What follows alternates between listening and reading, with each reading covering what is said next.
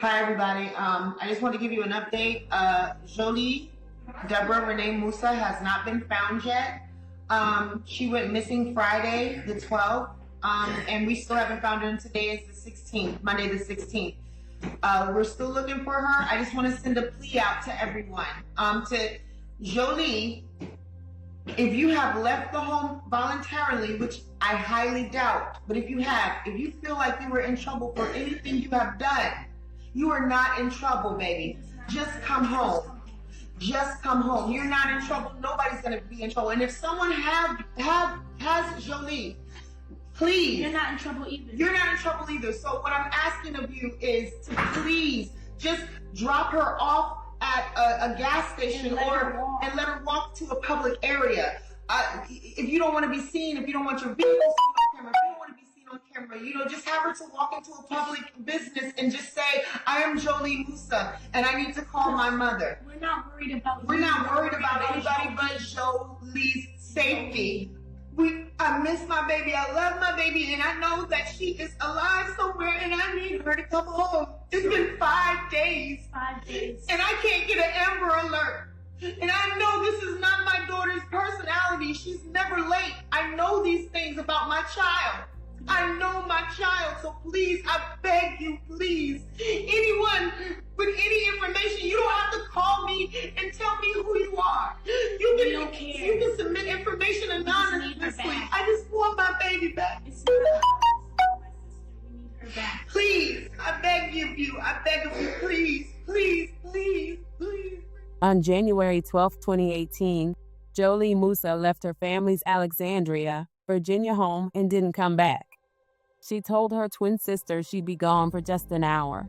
No packed bags. No dramatic exit. Just a normal Friday afternoon. A girl with plans, quiet ones.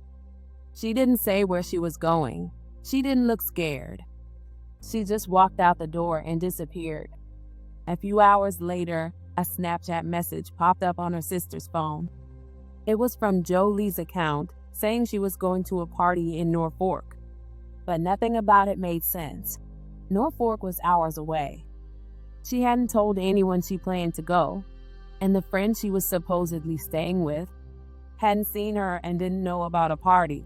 The panic didn't take long to set in. Her family went into overdrive. Flyers were printed, phone calls made, every inch of social media saturated with her photo. Local news stations aired stories. Her mother, her sister, her father, they all pleaded for her return. No drama, no accusations, just desperation. Bring Jolie home. But Jolie didn't run away. She didn't get lost. She didn't go to a party. And soon, the mystery of what really happened to her would begin to unfold.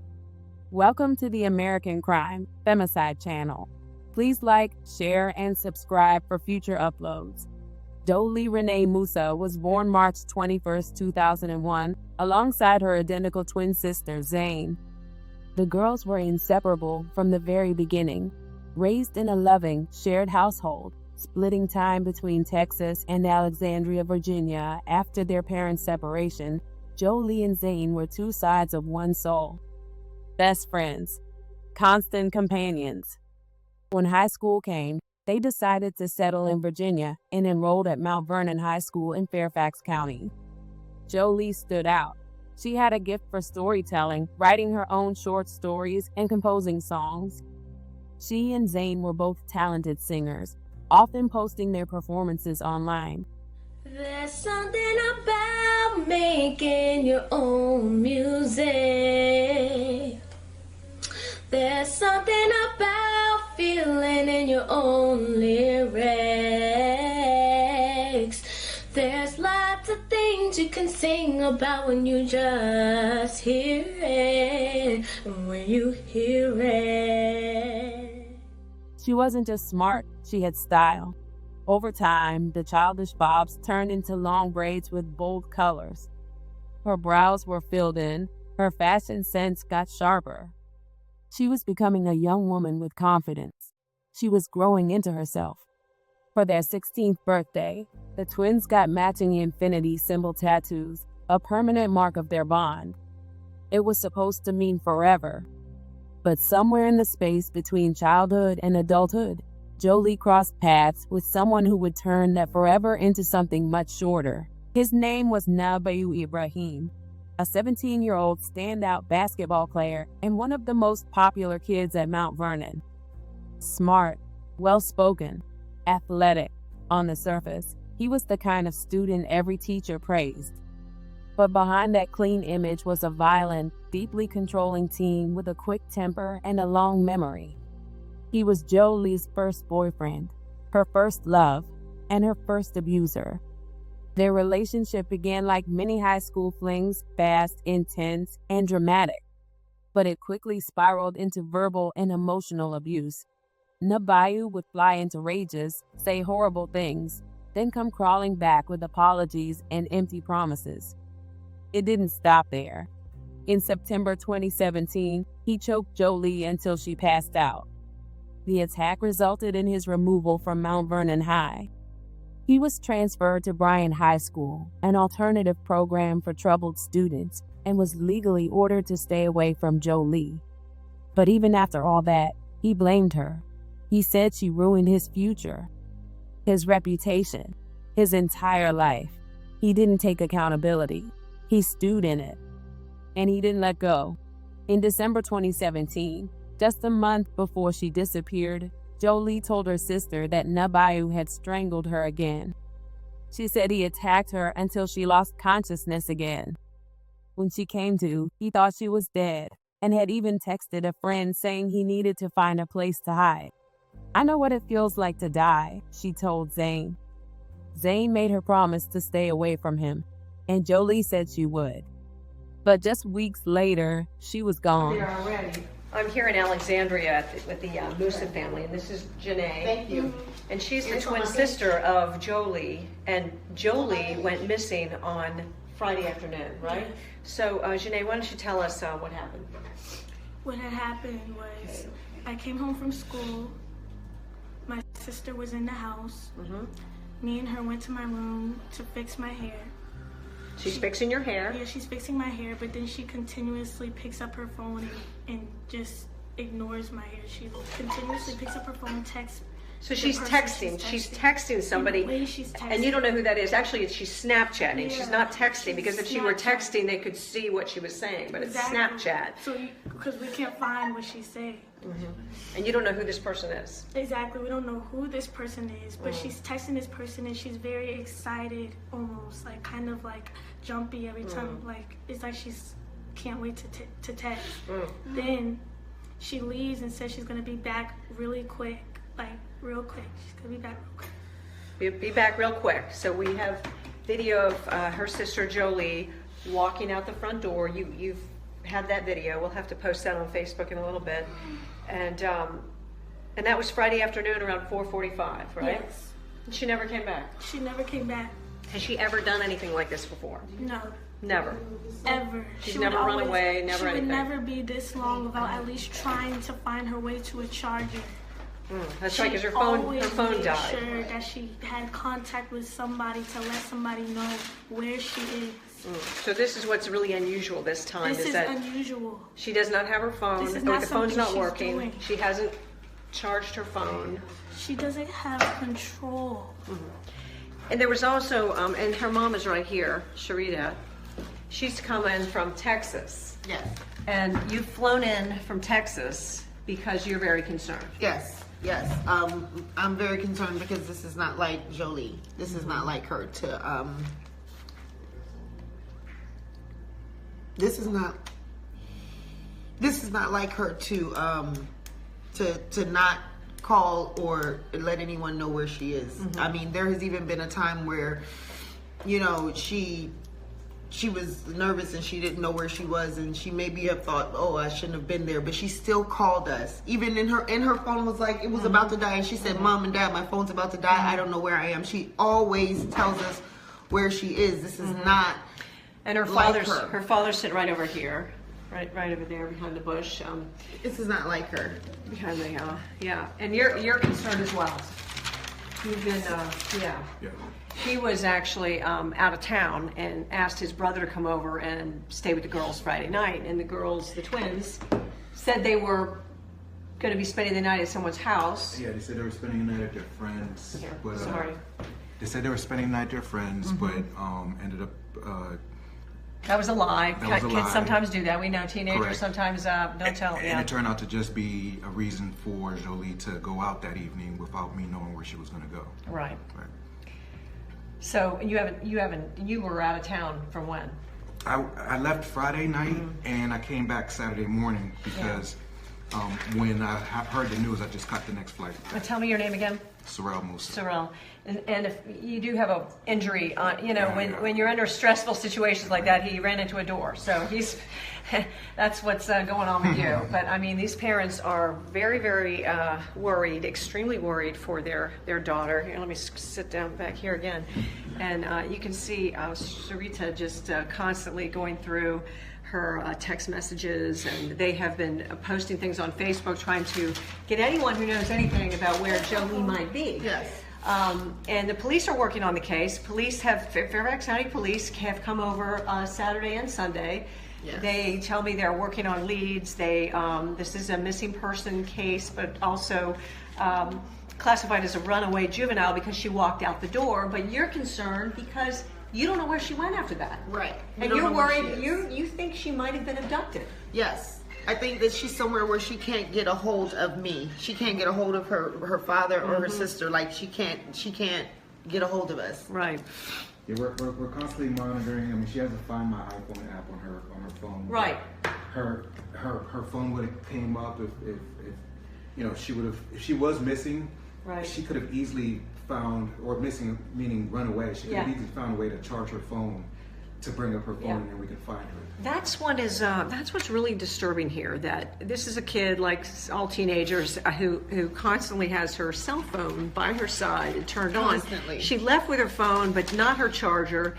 And you can find chargers anywhere, but this is what's really concerning to this family is that she has not charged her phone. It's not on. It continues to remain not on. And then your brother was telling me that they think the SIM card has been taken out of it. Right. And we called Verizon. We opened up a ticket with Verizon. If her phone gets turned on, Here we go. This is good information. So say it again. We called Verizon and opened up a ticket with them. If her phone gets turned on, even with just data, and like if the cellular part is turned off, like if it's in airplane mode, but as long as she connects to a Wi-Fi, they can track her. So Right. it hasn't been on, period. So if she's out there somewhere watching this, what do you want to say to her? You're not in trouble. Hopefully you're fine. Just you're okay. come home. If you are under your own will, please come home. Please. If you are not, hopefully whoever who sees this has compassion to let her come home. We won't press any charges. We just want her home. Thank you. I know it's very, very, very stressful, and they're just doing whatever they can. The police told them to continue to post on Facebook, to reach out, to try to do whatever they can to find their daughter. There's just so many mysteries here. There's also another crazy thing about there's some 13-year-old boy's phone called their daughter's phone. Right. And they went and talked to the 13-year-old boy. He lives here in the neighborhood. And tell me what the 13-year-old boy said, Sarita. Do you know that? He Yeah. talked. You directly talked to with him. You spoke Yeah. directly to him. Okay. The 13-year-old boy, we called him yesterday. He said that he was at a basketball court and Nearby here. Right. actually a couple of blocks down the road, at Skyview. That's the name of the basketball court. And the 13-year-old boy said a gentleman that he had never seen before, 6 foot tall, dark skinned black guy with twist in his hair. I mean, the kid got really specific. Yeah, he had a white T-shirt. White T-shirt. Blue Air Jordans, right? Blue. He had a white and black plaid T-shirt. He had a black backpack. He had blue and white Air Jordans on, and blue ripped jeans. And he's the man who used this boy's phone and Right. then called your daughter. Correct. So the last person who actually called my daughter was this boy's cell phone. And you know that because you've been on Verizon. You've been on the account to see who called her. Right. We have her message logs and her call logs pulled down. And the last person who actually successfully called her and she picked up was this 12-year-old boy's cell phone. But it wasn't him who made the call. It was some guy who was playing basketball who came up to him and said, hey, can I use your phone? And that's really concerning to you, isn't it? Yeah, because that tells me that whoever was calling her purposely didn't want to use either his own phone or, was trying to bypass being identified. I mean, that's plain simple. I mean, the odds that a teenager doesn't have their phone on them at that time, what's that odds? How old was this person? Again, the teenage boy, the 12-year-old boy who described what the guy looked like, he didn't know the age. He just said he was about 6 foot tall, had twists in his hair, dark skin, and described him wearing what we already said. Is it possible that your daughter's just, wanted to go away, wanted to be, now she was worried she's in trouble? I mean, isn't that possible? Well, so, obviously you think that the first night, right? And you think that maybe even the second night. The problem is there's no issues home-wise that would have made her do that. Her grades are phenomenal. Her relationship with her sister is great. She has a twin sister? She has a twin sister right here. You met her earlier. Their mother lives in Texas, but they live here with me, and their mother is always in communication with them. Constant communication. I know that she had an ex-boyfriend that she was going through some issues with, and but she ended up, that issue kind of. Now he's been talked to, right? Yeah, he's been talked to by the police, by myself. He doesn't fit the description of the guy who used the cell phone. He's not dark skinned. He's a light skinned black guy. Yeah. So, but we're hoping that the police doesn't rule him out, because either if he was not the person who used the phone to call my daughter, maybe he had something to do with it. Who knows? But my point is, there's nothing home-wise that would cause her to run away. Right. So, Saturday night we were concerned, but we were still like, okay, if she did, she should come back today. Right. She's never been away from home for more than a day or so. Now, and that's just from spending the night at other people. When did you all call police? We called police on Saturday evening around 5. So you just figured she was going to come out because she'd said she was going to a friend's house. This is why they didn't call immediately, right? That too, but also her sister knew the truth. That she wasn't at the friend's house. That she wasn't at the friend's house. But she was hiding that secret, thinking everything was going to be fine. She was hiding that secret. Right. So when her sister stopped being able to communicate with her sister. That's what was really alarming. Right. That was what. Because if her sister wouldn't have said anything, we would have thought, okay, well, she's still at her friend's house, because it was still early. But her sister didn't communicate with her after Friday, right? Her sister would try to call her, but her phone wasn't on. So you were waiting till Saturday, maybe turns the phone on, and maybe she was waiting. She was waiting. Right. So, again, parents, we were in the dark. Right. So her sister said after she was calling her and was not getting, was going straight to voicemail, texting her, didn't get a response. The next morning, same thing, it was going straight to voicemail. After a while, she started to panic because her sister had never been there. Yeah. And then finally, she raised concern to my brother, who was house sitting for me at the time. And then I got involved, and then the police was called. After the Snapchat message about the Norfolk party, and after confirming with her supposed friend that there was no such party, the family knew something was terribly wrong. She wasn't the kind of girl to vanish without a word. Flyers were distributed. Local news coverage intensified. Search parties combed nearby parks and wooded areas. Police questioned friends, classmates, and exes, including Nebiyu. He told them he hadn't seen her, claimed he wasn't involved. And at the time, he had an alibi, so the case stalled. Then, on January 25th, 13 days after she disappeared, police returned to the park near Mount Vernon High. They'd searched it before, but this time they looked deeper. That's when they found her. We are saddened to report that the body discovered here this morning at Woodlawn Park appears to be that of 16-year-old Jholie Moussa. Her family has been notified, and our detectives are investigating this as a homicide. Fairfax County police officers were out here this morning conducting a search in the park for a second time, hoping to find Jolie alive. Just around 11 o'clock this morning, one of our officers discovered what appears to be her body covered by leaves and debris. The body has been taken to the office of the chief medical examiner, and we are awaiting positive forensic identification.